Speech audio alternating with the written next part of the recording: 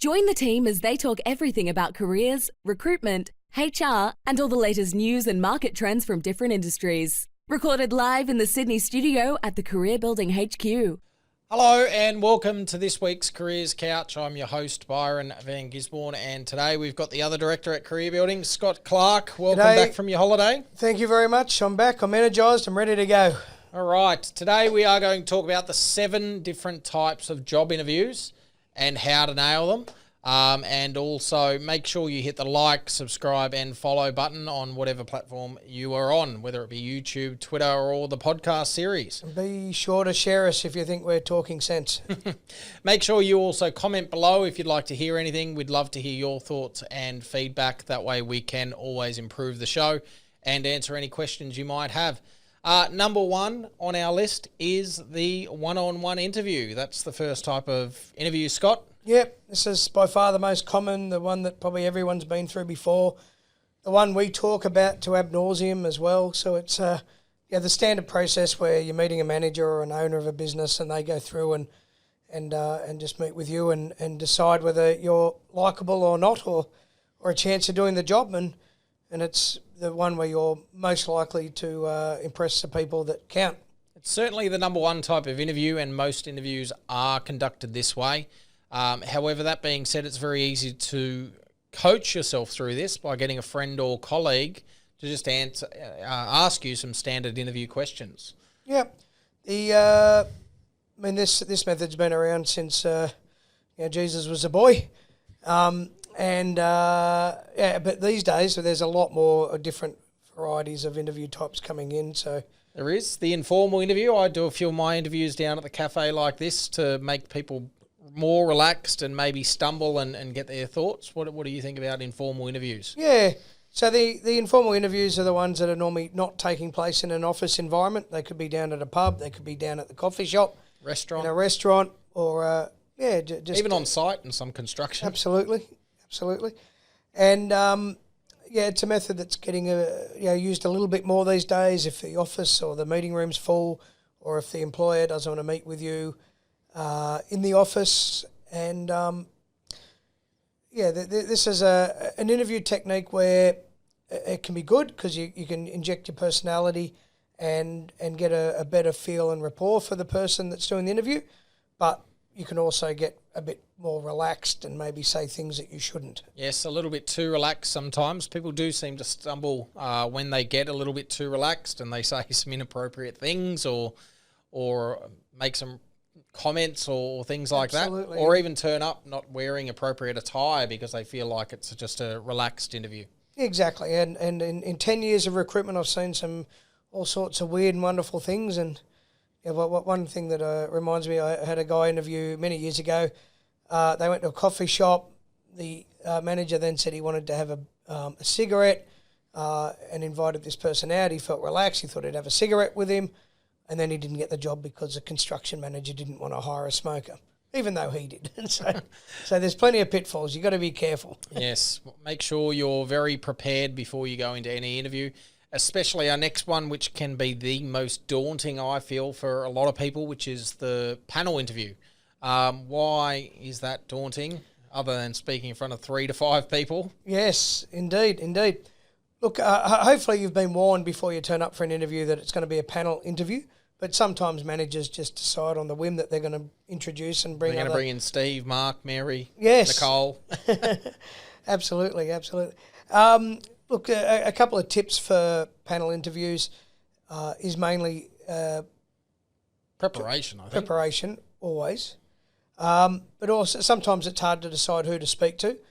You've got to try and weigh up and work out who the key decision makers are in that meeting and make sure you're trying to address their concerns. But I think at a panel interview, the main theory is that whoever asks you the question, look and speak to them when you're answering it. Yeah, I think that's very important, to look directly straight into their eyes, make eye contact, answer the question, maybe reiterate the question if you don't know what they're asking. That way you can get a better question towards you that you can hopefully give a better answer to. The next one, which is getting more and more common, and I think more around a cultural thing, is the peer interview. Getting one of the team to come in and interview that person. It might not be the hiring manager, but Yeah, absolutely. I think more contemporary businesses that are got better management practices than others are using this technique where a manager or owner might interview someone, and then they'll get other people within the business to do follow-up interviews just to make sure that it's going to be a good cultural fit, that the person's going to fit in, and also an opportunity for the interviewee to dig down and ask some more questions that they might not ask a manager, and for the other people in the business decide whether they think the managers are making a wise decision. I think it's also good for you to be allowed to see what the culture is like, but also to see whether you're going to fit within that team. You have to work with these people 40 hours a week, sometimes more. If you, just because you like the manager doesn't mean you might like the team. But if you do like the team and you like the manager, it makes the whole interview process and getting the job a little bit more secure, and you start off on a better foot. The fifth one that we have is the phone interview, and it's by far the strongest interview that us recruiters use day in and day out. I think every phone call is an interview almost. Why is this important? Well, absolutely. Sometimes, because of location, the interviews will take place via the telephone. I think it's not too important when you're speaking to a recruitment consultant, but if you've been organised by somebody to have an interview with a manager or an owner of a business, then it's important that you treat that interview over the phone as if it was an interview in person. And I think choose a quiet location, maybe not driving, pull over if you're going to be driving, set some time to do the interview. Generally, if it's an interview with a company or hiring manager, they'll tell you that they're going to call at 2:00. Sometimes if it's a recruiter, it might start as soon as you pick up the phone, or we might say, hey, we'll give you a call back a little bit later as well to help you better prepare. But treat it as if it was an face-to-face interview. I think that's the biggest thing. Yeah, absolutely. And you need to, as with all interviews, be prepared.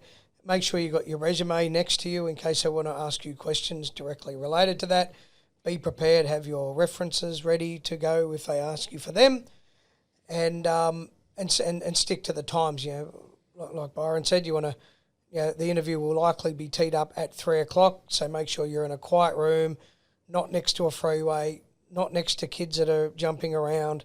You need to be in a quiet place that's got good service at the time. And tonality is actually very important on a telephone interview. If you sound like you're half asleep, they're probably going to think that you are half asleep.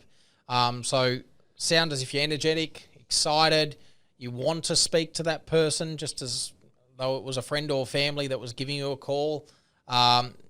Tonality is a very big thing on the telephone, especially with salespeople. If you're going for a sales job and you sound like you can't sell, you're not going to get the job. No, good period. Point. Group interviews, they can be challenging but also a little bit fun. Yes, not quite as popular all the way through, but definitely in different industries for sales, marketing.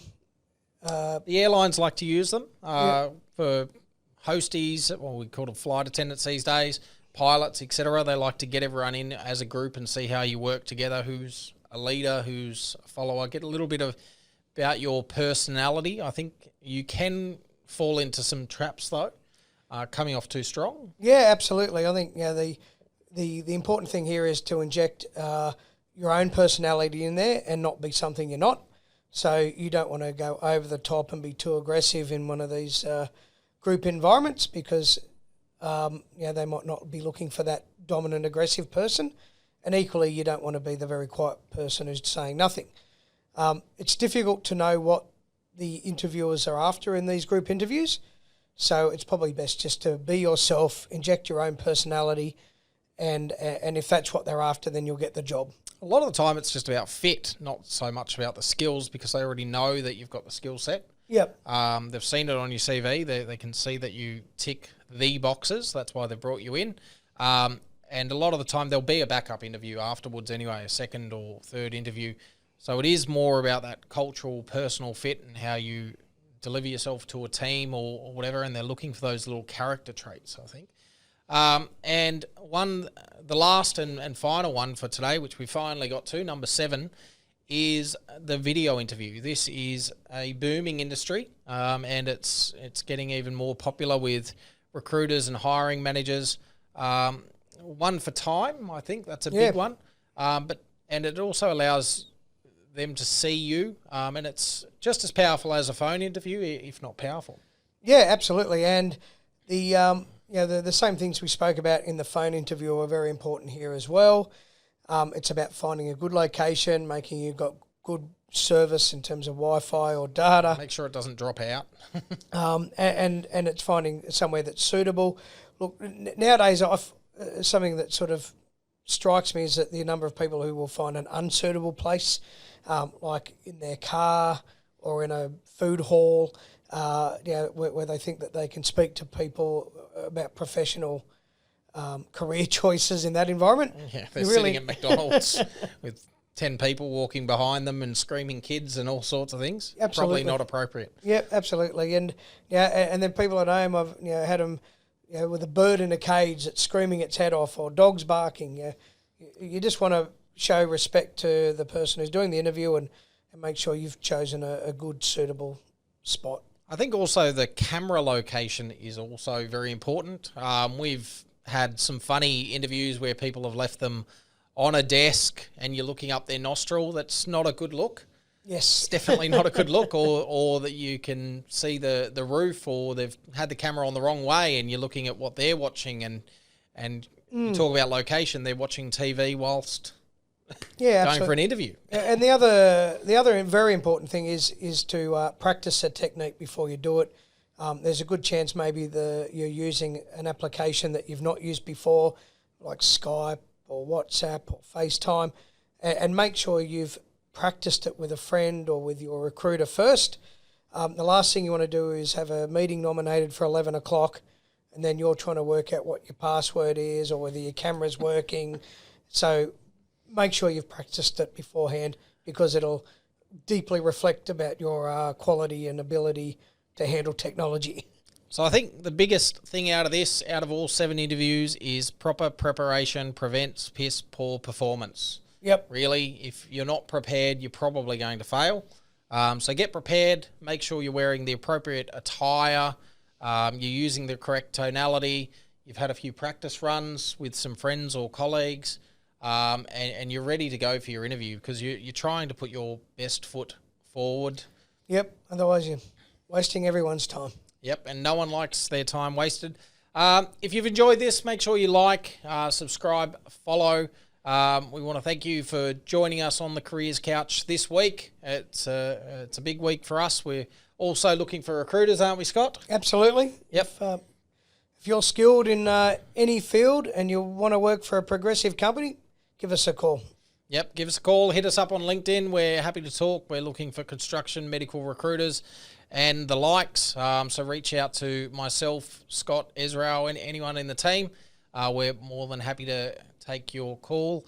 And join us next week. Remember, if you've got any questions or comments or topics, reach out to the team. And that's another episode from us. We hope you had some great takeaways. Don't forget to subscribe and leave us a 5-star review on iTunes, Spotify, or wherever you get your podcasts. Thanks for listening to the Careers Couch.